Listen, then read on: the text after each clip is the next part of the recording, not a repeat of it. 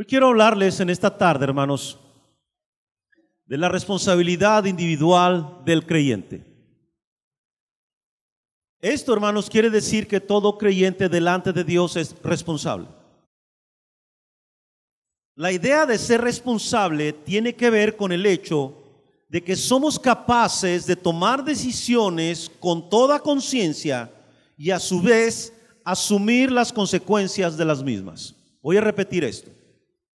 La idea de ser responsable tiene que ver con el hecho de que somos capaces de tomar decisiones con toda conciencia y a su vez asumir las consecuencias de las mismas. Esto, hermanos, es algo que la Biblia nos enseña, la vida nos lo enseña. Si yo soy alguien responsable es porque conscientemente tomo decisiones, pero a la misma vez asumo las consecuencias de mis decisiones. Y entonces, hermano, el único responsable de las cosas, ¿quién es? Yo. Usted. Usted es el responsable de las decisiones que toma.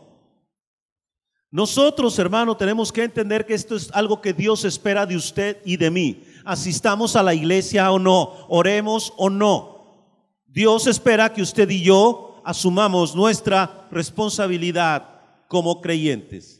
¿Y por qué esto, hermanos?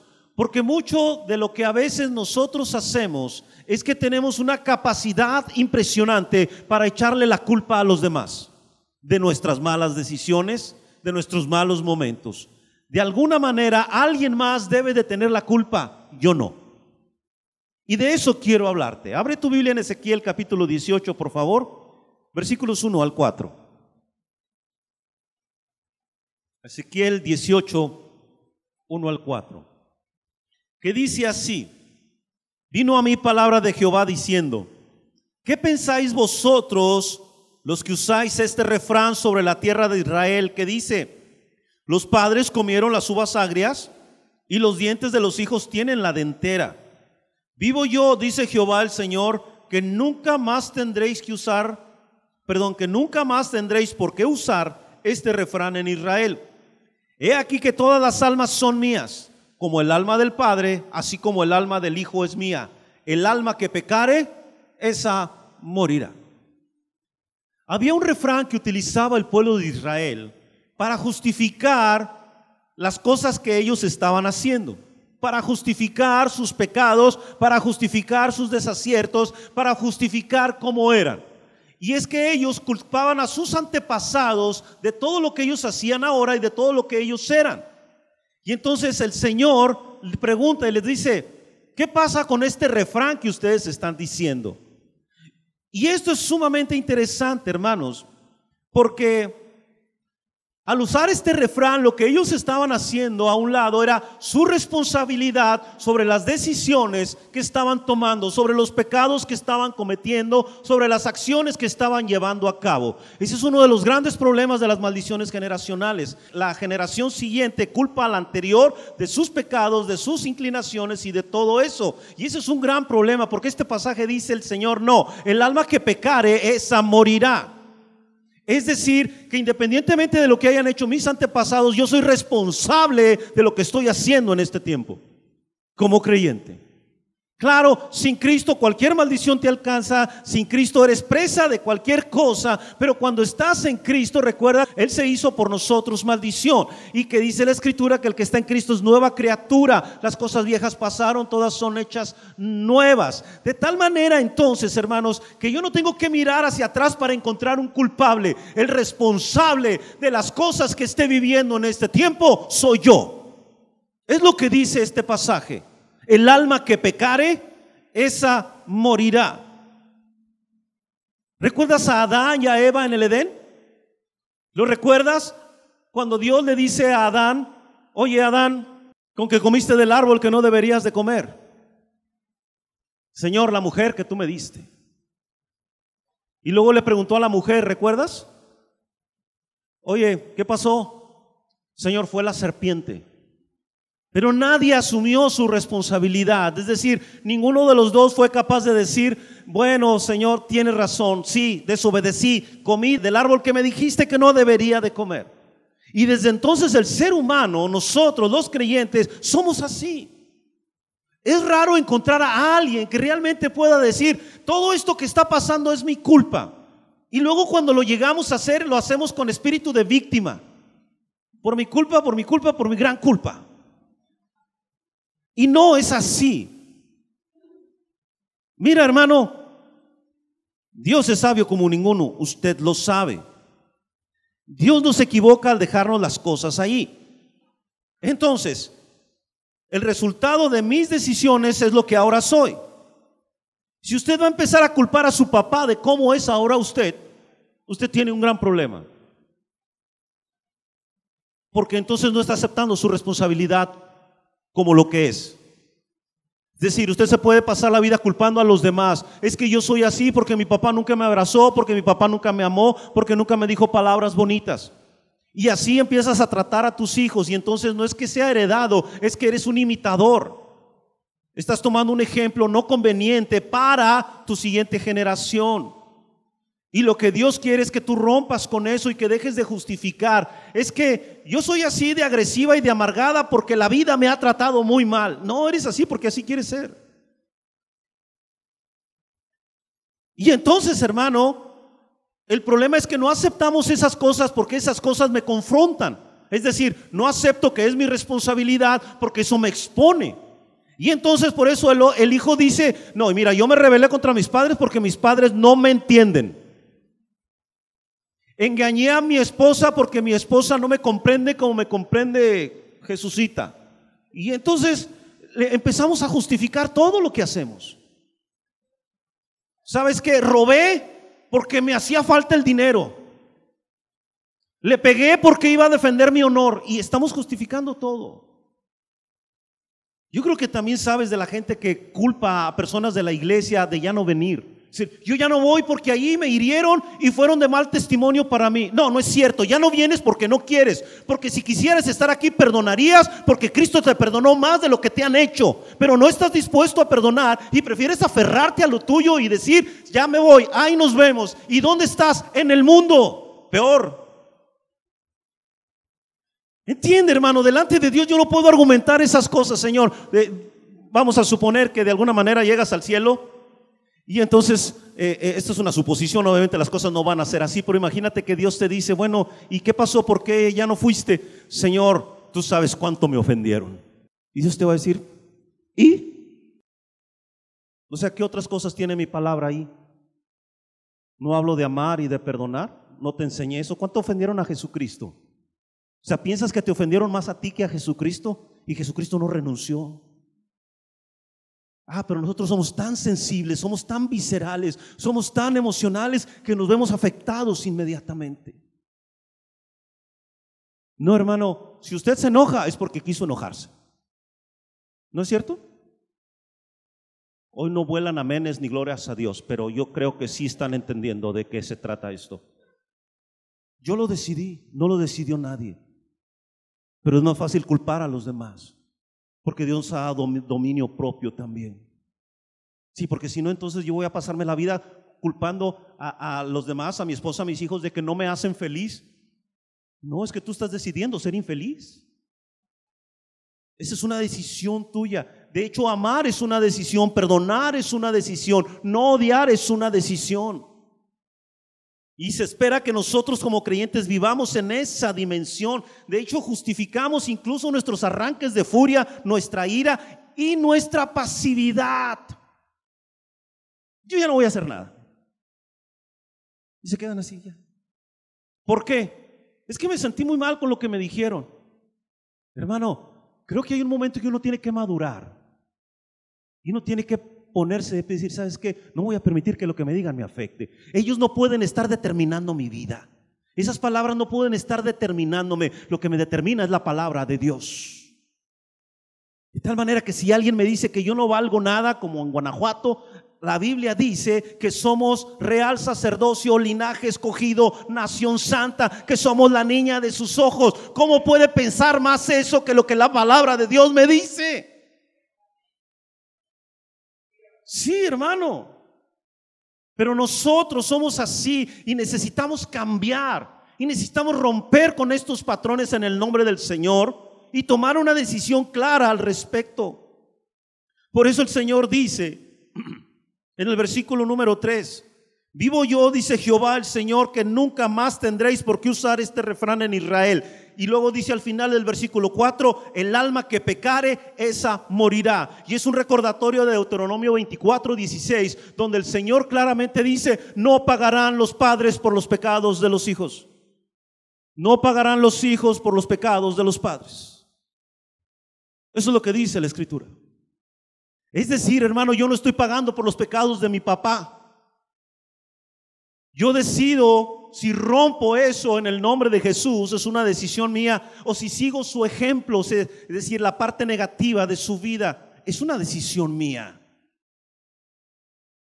Es decir, yo soy violento porque mi papá era violento. Rompe con eso. Si Cristo está en tu vida, tú puedes ser diferente. Tienes el poder en el nombre de Cristo de ser diferente y de amar como no fuiste amado, porque tu amor no depende del amor que recibiste de un ser humano, sino del amor que Dios te ha dado por medio de Cristo en la cruz del Calvario. De tal manera te amó Dios que dio a su Hijo. ¿Entiendes en qué dimensión podemos amar?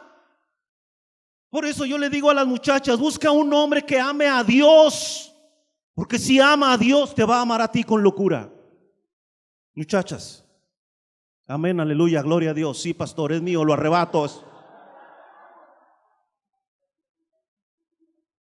es lo que tendrían que buscar, un hombre que ame verdaderamente a Dios, esté guapo o no. Eso es ni siquiera es necesario. O sea, si la guapura fuera la estabilidad matrimonial, mira, muchos de nosotros ya hubiéramos ganado, pero grueso. Gloria a Dios, ¿sí? Pero no va por ahí. Entonces, repito, vuelvo a mi punto: el alma que pecare, esa morirá.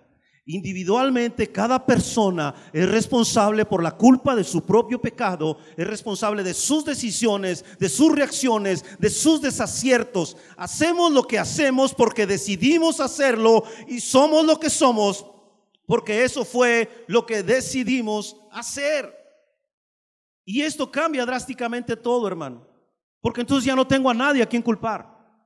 El único responsable soy yo. Comprende entonces, hermano, que el Señor no me disculpa si yo culpo a los demás. El Señor me está diciendo en esta palabra: acepta tu responsabilidad. Hermano, finalmente tenemos el matrimonio que queremos. Sí. Es decir, tienes la esposa que tú quisiste porque no trabajas en ella o porque trabajas en ella. Tenemos los hijos que tenemos porque hemos trabajado en ellos o porque ya no trabajamos en ellos. Entonces, hermano, basta de culparnos unos a otros, basta de culpar a las circunstancias, basta de culpar al señor Peña Nieto hasta de los desastres naturales, por favor. Digo, creo que tendríamos que manifestar un poco más de honra al señor presidente. Es el presidente de la nación. Sea como fuere, es el presidente de la nación. Que no te guste el partido, eso, yo no estoy hablando de algún partido político, estoy hablando de la figura de autoridad que tiene nuestra nación. De eso estoy hablando, del partido que sea. Merece nuestro respeto y nuestras oraciones. Yo sé que se hacen bromas, o yo sé que hay gente que dice y que esto y que son unos ladrones. Tenemos la nación que queremos. ¿Cuánto tiempo dedicamos a orar por nuestro país? Sí saben, ¿no?, que al sur de México, perdón, no al sur de México, al sur de nuestro continente, en América del Sur, tenemos un país que culpa a Estados Unidos de todo. ¿Sí? Ya sabe de quién estoy hablando, ¿verdad? Omito nombres, pero que es bastante obvio. Ellos, los yanquis, son los que tienen la culpa de cómo estamos. Se han infiltrado en todo nuestro país, ya han estado moviendo. Y, hombre, tienen una capacidad inventiva impresionante. Es como si nosotros culpáramos a las sectas de todo, a la Iglesia Católica, si nos culpáramos entre nosotros mismos. Y entonces, hermano, nunca aceptamos que nosotros fuimos los responsables. que si tengo un hijo que es rebelde, que si tengo un hijo de determinada manera, es porque me ha faltado carácter, me ha faltado insistencia. Si tengo un hijo que no viene a la iglesia, es porque a mí me faltó. La culpa no es de la iglesia, ni siquiera de Dios. Y al final Dios le reclamará a él su propia decisión de ya no estar aquí. O sea, delante de Dios nadie sale bien librado, y ahorita te voy a enseñar un pasaje que habla de esto. En este primer punto que te estoy hablando, entonces, hermano, cada quien es responsable de sus propios actos, de sus decisiones y de sus pecados. Y Dios pedirá cuentas de eso. Somos responsables individualmente. Gloria a Dios. Hay otro pasaje que quiero enseñarte. Está en Gálatas capítulo 6, versículos 7 al 9, que dice así: no os engañéis, Dios no puede ser burlado, pues todo lo que el hombre sembrare, eso también segará.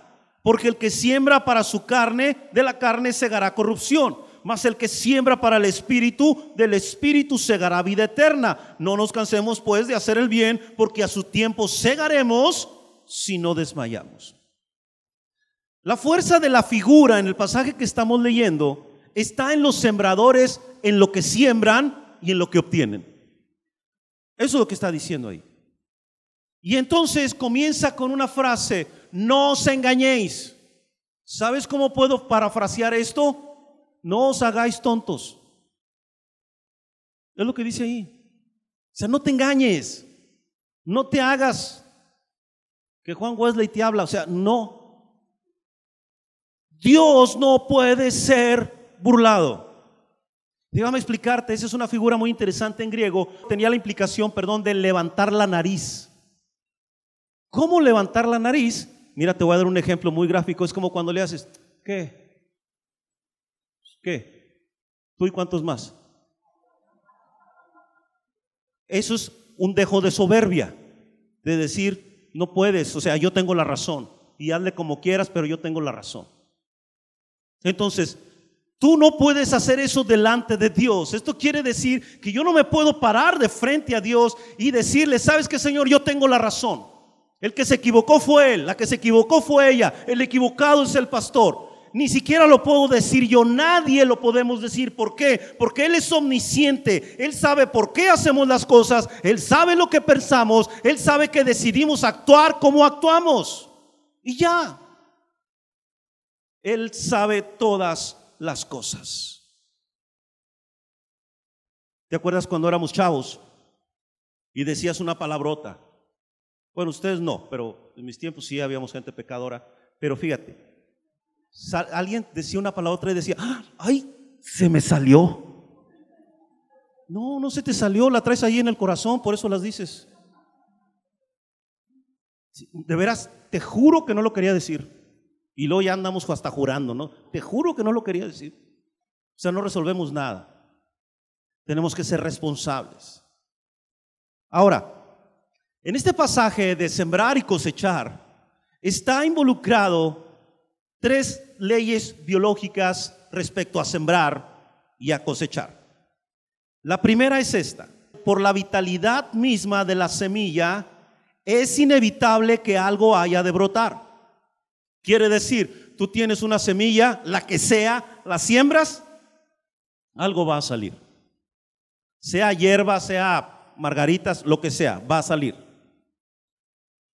La segunda ley es esta: por la identidad de especie entre la semilla y el brote, ha de recogerse algo semejante a lo que se siembra. Si tengo semillas de uva y las siembro, ¿qué va a salir? Uvas. ¿Okay? Esa es otra ley. Y la tercera es esta: y por la finalidad de la sementera de convertirse en cosecha, lo que se siembra se recoge multiplicado. ¿Viste la progresión? Tengo una semilla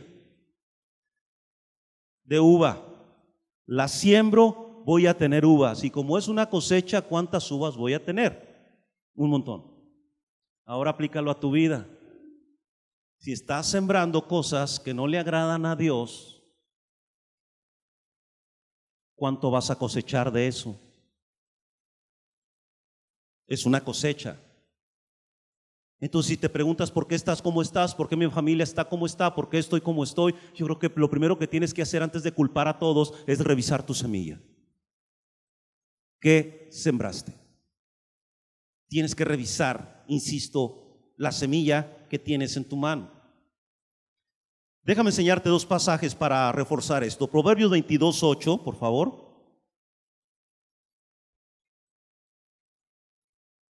Proverbios 22:8, que dice: el que sembrare iniquidad, iniquidad segará, y la vara de su insolencia se quebrará. El que sembrare iniquidad, ¿qué va a cosechar? Iniquidad. ¿Te fijas que no es nada complicado comprender este proverbio? O sea, si siembras amor, ¿qué vas a cosechar? Amor. Nada complicado, ¿verdad? Si siembras respeto, vas a cosechar respeto. Así es. Entonces, no hay que, yo nunca me imaginé que fuera a pasar eso. Pues es que tienes que ver qué estás sembrando. Es que a mí todos me han abandonado, nadie me habla. Pues no le hablas a nadie, ¿qué quieres que te hable?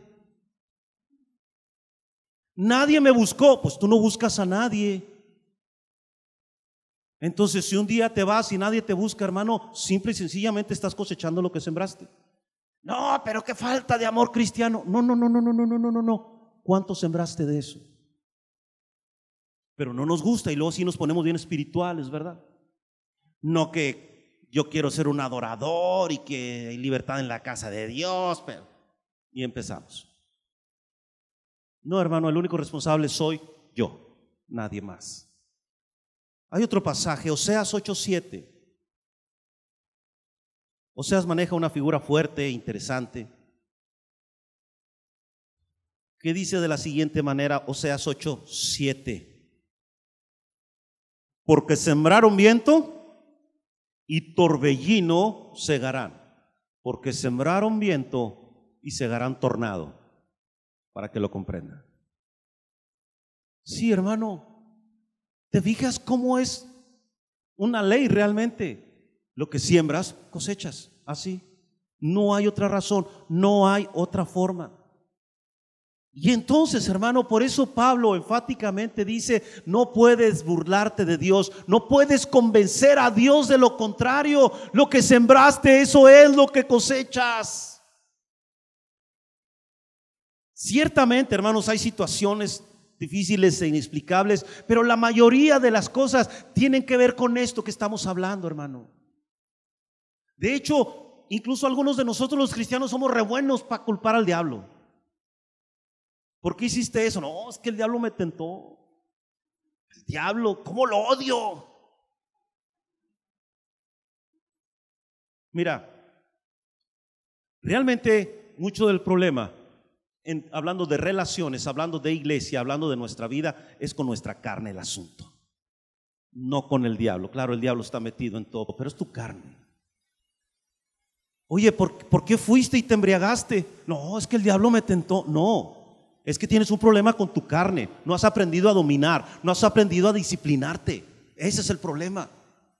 Me dijo una vez un pastor que tenía un ministerio de liberación, me dijo: Jonathan, ¿sabes una cosa? Es más fácil liberar a un endemoniado que convencer a un cristiano de la lucha contra su carne. Dije: no, pues sí es cierto. Por eso luego la gente está luchando con su carne y dice: libérenme de este espíritu de adulterio que tengo. No, sácate, ¿cuál espíritu de adulterio? Lo que tienes es un problema con tu carne y no has aprendido a controlarla.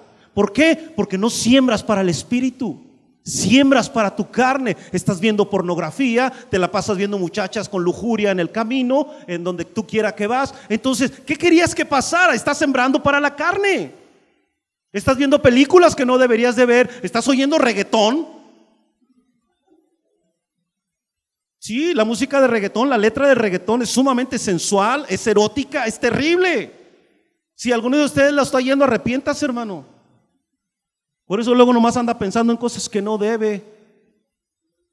Ay, es que se siente bien padre. No, ¿cuál se siente, hermano? Está acá. O sea, te están mandando un mensaje aquí. Las canciones de Maluma y de los otros dos que cantan, de Yasin y Yacielo, quién sabe cómo se llaman los tipos esos. O sea, es puro mugrero, hermanos. Es puro mugrero, o sea, denigran a la mujer, al hombre lo exaltan, pero todo en un sentido sexual. Por favor, hermanos. Entonces, si yo estoy sembrando para la carne, dice el versículo 8, volviendo a Gálatas, dice que el que siembra para la carne va a cegar ¿qué? Corrupción. O sea, ¿a qué le estoy dedicando tiempo? ¿A qué en qué estás invirtiendo realmente tu tiempo? Mira, si tú estás viendo telenovelas desde las 4 hasta las 10 de la noche, hermana, hermano, tu vida va a ser una telenovela. Y eso es lo que vas a traer ahí. Y entonces cuando el Espíritu Santo te quiera ayudar, lo único que va a encontrar es ahí no sé, no sé cuáles son las actuales, pero Lucía Sombras. Esa era la época de mi mamá, me acordé ahorita. Sí, esa. O hoy voy a cambiar. O sea, no, hermano, no, hermana. Yo tengo que dedicarle el tiempo, el espacio a las cosas que alimenten mi espíritu, a las cosas que realmente me edifiquen, aquello que no sea carnal y que despierte en mí la carne. Mira, la carne en tu vida es como un bull terry, como un perro de pelea. Aliméntalo, aliméntalo, aliméntalo, se pone fuerte, se pone feo, un día no lo vas a poder controlar y se te va a echar encima. Así es la carne. ¿Por qué te gustan antros? Porque tienes un problema con tu carne, así. No es el diablo, es tu carne. Porque eres bien oviero, porque tienes un problema con tu carne, chavo. Aprende a respetar a las muchachas. Y chavas, ¿por qué son bien ovieras? Porque no pueden controlar su carne. No, si ahora tenemos de todo, hermano, o sea, nadie se escapa. Tenemos un problema grave con nuestra carne. Por eso dice Pablo: haced pues morir lo terrenal en vosotros. Y el que viva conforme a la carne, morirá. Entonces, hermanos, se trata de ya no alimentar al perro rabioso, sino se trata de alimentarnos del Espíritu. Sembrar para el Espíritu. Dice el versículo número 8 mismo de Gálatas 6: el que siembra para el Espíritu, del Espíritu segará o cosechará vida eterna. Hermano, ¿no dice la Escritura: bienaventurados los misericordiosos, porque ellos ¿qué? Alcanzarán? ¿Estás viendo? O sea, si tú siembras para eso es lo que vas a cosechar. O sea, si tú quieres tener una esposa que te ame y que te trate como los merititos ángeles, y que cuando tú llegues a tu casa, o sea, tú sientas que llegó el rey, o ese tipo de cosas, pues entonces trata bien a tu esposa. Trátala bien, hónrala, respétala. Y entonces las cosas van a ser diferentes. Y viceversa también. Porque a veces las mujeres nada más se acomodan, ¿verdad? Así, no, yo soy la reina. Sí, mamacita, pero también tienes responsabilidades, no te hagas. Eso es cierto, hermanos. Sí, también hay algo que yo tengo que hacer con mi marido. Tengo que tratarlo bien, tengo que honrarlo como es, tengo que verlo como la autoridad que Dios me dio. O sea, la Biblia no le da más a uno que a otro. Creo que la Biblia es justa y nos pone a cada uno en su perfecto lugar. Pero a veces es muy fácil nomás ver para acá, ¿verdad? Nomás ver así y decir: no, pues es que sí, yo merezco esto, y yo soy esto, y yo soy aquello, yo soy hija del rey, no sé cuánta cosa. Hermana, pero también tiene responsabilidades. Actúe con la responsabilidad de una hija de un rey. Viva en esa dimensión también. No solo el privilegio, sino también la responsabilidad. Pastor, no está hablando de eso, hable de lo otro todavía. Ya voy a terminar. Mira, nosotros necesitamos dedicar realmente tiempo a orar y a leer la Biblia. Y cuando digo dedicar realmente tiempo, me refiero a que ya no puede ser algo pasajero o un pasatiempo en tu vida. Tienes realmente que meterte ahí. Sí, tienes que meterte ahí. Mira, de hecho, hay quienes pueden saberse mejor los nombres de los jugadores de un determinado equipo, los nombres de los artistas, los nombres de las marcas, que las cosas que dice la Biblia. Y eso es una tacha para los que estén en esa circunstancia. O sea, yo necesitaría saber más de la Biblia que de las otras cosas. Mira, en algún tiempo mi equipo al que yo le iba en el fútbol americano eran los Vaqueros de Dallas, cuando estaba Roger Staubach, cuando eran buenos realmente. Yo me sabía los nombres de todos los jugadores, sabía lo que se dedicaba cada jugador cuando no jugaba. A ese extremo llegué, pero no me sabía la Biblia, ni oraba. ¿Estás comprendiendo? Siembras para la carne va a cegar corrupción. Y déjame te explico esa figura, corrupción, algo que se empieza a echar a perder. Dejas un pedazo de pizza afuera del refrigerador y con el calor que hace en Monterrey empieza a descomponerse, ¿sí? Empieza a descomponerse y poco a poco empieza a cambiar su imagen, su textura, el olor. ¿Has olido cómo huele el queso echado a perder? Riquísimo, ¿no? Entonces empieza a ponerse mal el asunto, pero la idea de la corrupción es que va de menos a más. O sea, se empieza a pudrir y va a más y más y más y más hasta que no sirve para nada. Esa es la imagen de alguien que está sembrando para la carne. Eso es lo que va a pasar. Y entonces yo tendría que dejar de culpar, insisto, a todo lo demás. Platicaba en el culto de la mañana, ¿conoces a esa gente que culpa al suero de su exceso de peso? ¿Sí conoces a esa gente? Oye, te veo pasadita de peso, ¿por qué? Fue el suero. ¿Cuál suero? Sí, el suero, me operaron y el suero que me pusieron me hizo engordar. Ay, híjoles. Pues no sé qué suero sea el que engorde, pero es una buena justificación. La operaron hace 30 años y todavía sigue cargando el suero. O está como cuando hablamos, ¿no? En la dieta, es que me dio el rebote. No, ¿cuál rebote, hermano, hermana? ¿Volvió a comer lo mismo de siempre? Pues, no, el rebote realmente no existe. Volvemos a los mismos hábitos, obtenemos los mismos resultados. Yo creo que tenemos que dejar de culpar a todas las cosas y aceptar nuestra responsabilidad. Si estoy pasado de peso, es mi problema. O sea, tengo un problema con mi peso y debo aceptarlo. ¿Sí? No puedo culpar a la Coca-Cola. ¿Te acuerdas de aquel hombre que demandó a una compañía cigarrera en los Estados Unidos porque le dio cáncer de pulmón? A ese tipo le dio cáncer y luego demandó a la compañía de cigarros porque le había dado cáncer. O sea, papá, estás fumando, ¿qué quieres que pase? Pero somos necios, ¿verdad? No, ellos tienen la culpa. ¿Por qué no me dijeron? Por favor. Voy a demandar a los que te venden la cocaína a ver si aceptan la demanda, ¿no? Es que yo no sabía que la cocaína me iba a llevar a estos extremos. Pues es droga, ¿entiende? De tal manera, hermano, que entonces yo tengo que hacer ya esas cosas a un lado y tomar mi decisión de no justificarme delante de nadie ni delante de nada menos de Dios. Así que yo tengo que empezar a sembrar para el Espíritu.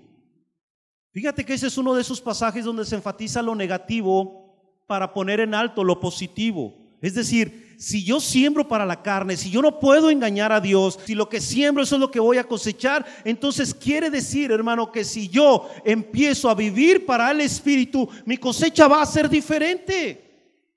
Empieza a leer realmente la Biblia todos los días, empieza a orar todos los días, empieza a dedicar un tiempo al Señor, un tiempo serio, un tiempo profundo con Dios y tu vida va a cambiar.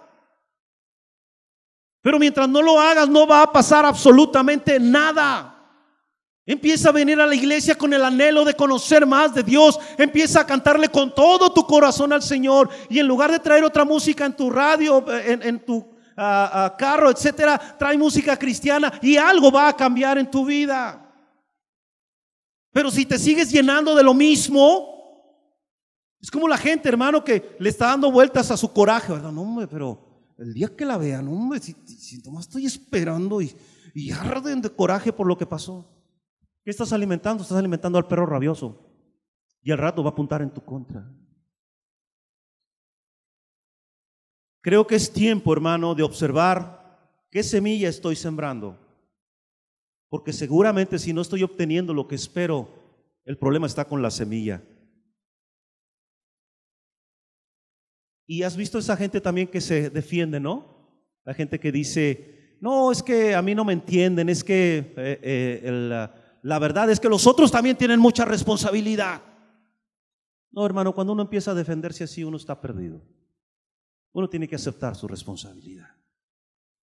Necesito, hermano, realmente a darme tiempo para sembrar amor, para sembrar del perdón. Deleítate a sí mismo en Jehová y Él te concederá las peticiones de tu corazón. Busca su rostro, estudia la Biblia, ayuda al necesitado, sirve a Dios, obedeces tu palabra. Ama al Señor con todo tu corazón, con toda tu alma, con toda tu mente, y ama a tu prójimo como a ti mismo, y eso te va a dar una cosecha maravillosa. Claro, tienes que esperar. En toda cosecha hay un tiempo de espera, pero en su momento. Por eso les dice, no nos cansemos pues de hacer el bien, porque a su tiempo segaremos si no desmayamos. Síguelo haciendo, en algún momento va a dar fruto, y te aseguro que será antes de que mueras. Sí, porque cuando uno se muere todos somos buenos, pero sería maravilloso que nos lo dijeran antes. Hay un último pasaje que quiero enseñarte, Proverbios 11, versículo 18. Proverbios 11, 18, que dice así: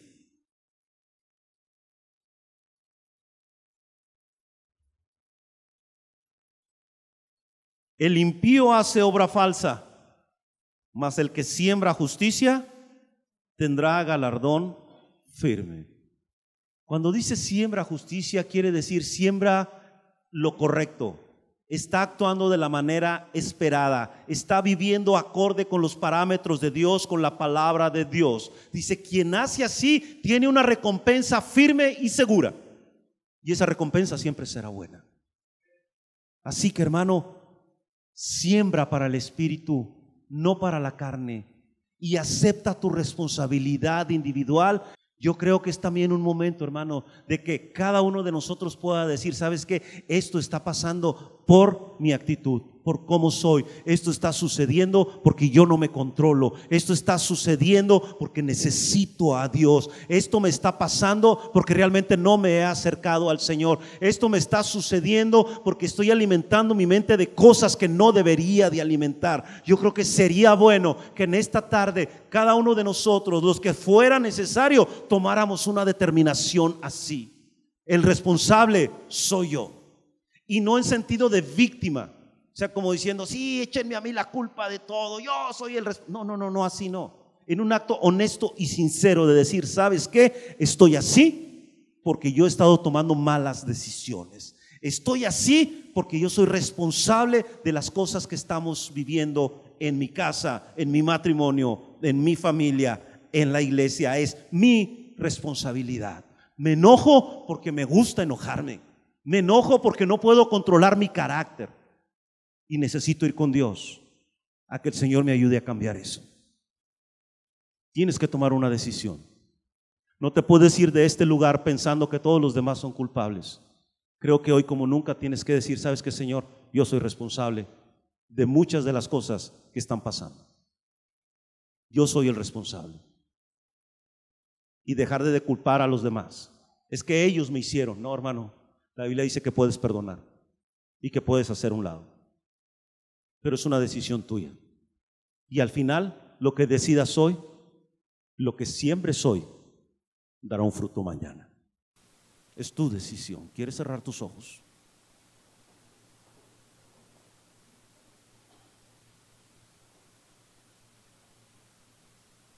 Oh Padre Celestial, ¿qué podemos decir ante esta verdad que tiene tu palabra? ¿Cómo poder seguirnos justificando? ¿Cómo hacerlo, Señor? ¿Cómo justificarnos si tu palabra nos pone al descubierto? No nos permitas luchar contra la verdad expuesta, Señor, sino permítenos digerirla. Permítenos, Señor, entenderla en su más grande profundidad. Ayúdanos, Señor, a darnos cuenta de lo que Pablo dijo en esta carta. No se engañen, Dios no puede ser burlado. No nos engañemos, nos dices, Padre, no puedes argumentar contra mí, te conozco, sé quién eres, sé lo que piensas, dice Dios, sé lo que haces, conozco aún más tus secretos más profundos y más oscuros. No puedes argumentar en mi contra. Y lo tremendo de eso, de parte de ti, Señor, es que aunque sabes todo eso, nos das de tu gracia y nos das de tu perdón antes que nosotros lo digamos.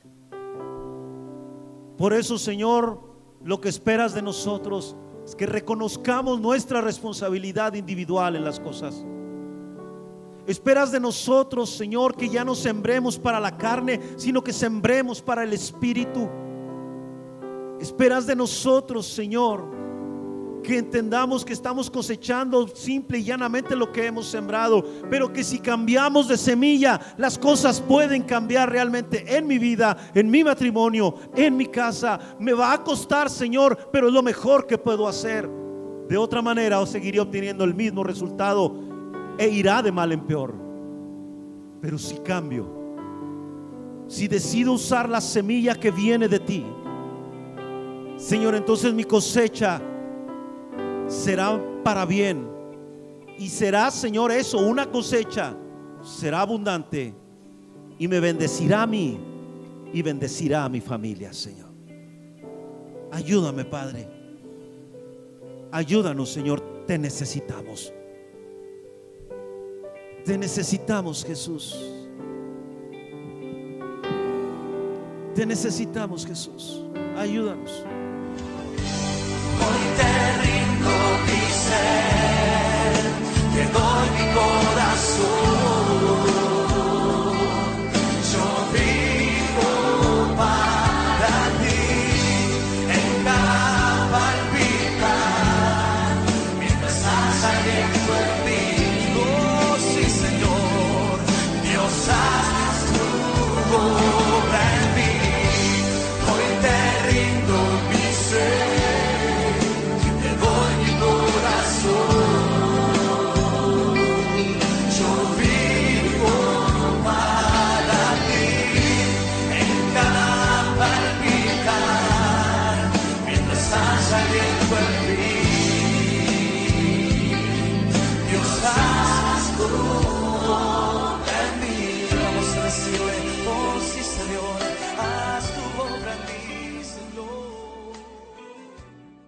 Dice tu palabra, Señor, que aquel que empezó la buena obra en nosotros la va a perfeccionar.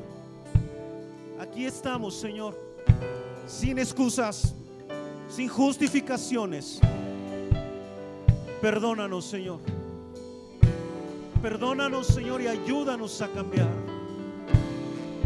Ayúdanos a hacer todo lo que tú quieres que nosotros seamos. Enséñanos a vivir solo para ti, a sembrar para el Espíritu, Señor, y no para la carne. A sembrar, Señor, aquellas cosas que realmente nos acercan a ti y nos hacen parecernos más a ti, Señor. Ayúdanos, Jesús.